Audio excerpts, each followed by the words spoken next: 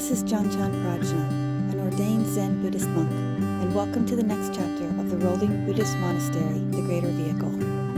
In late November, I packed up my few belongings, loaded up the dogs and the starlings, and drove 2 days cross-country from New York to North Carolina. I'm staying here with a close friend who has an extensive tool collection and a lifetime of carpentry knowledge.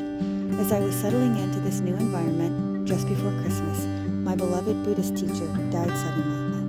After allowing myself some time to grieve, I'm finally ready to get back to work on the mobile monastery. It's time to add furring to the frame of the bus.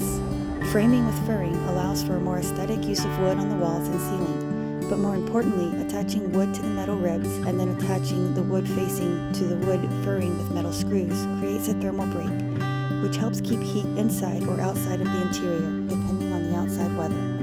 Without a thermal break, heat is quickly conducted through the screws into the metal ribs of the chassis and then outside, or vice versa.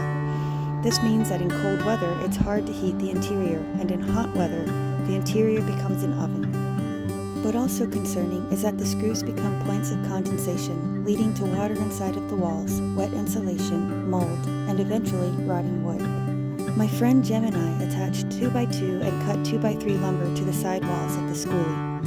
Although many people use 2x2 furring strips everywhere, we decided to cut down larger sized lumber in places so the outer walls, which are bowed out, would be vertical inside.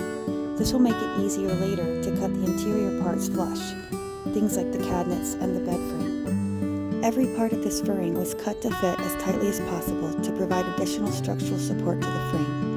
Each furring strip is attached by number 12 machine screws, with attachment points drilled in countersink so the screw heads are flush with the wood.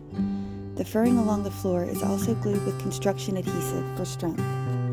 We blocked in the wheel wells with additional insulation and mitered lumber to stop any airflow that might get past the edge of the subfloor. We'll be building over the wheel wells, and there will be a substantial amount of insulation over them, because they're basically just welded sheet metal directly over the tires. The back wall is done with 2x2 furring, except above the back door. There we constructed a door frame for strength and regular use. We used a 2x4 just above the door and ensured everything fit as tightly as possible.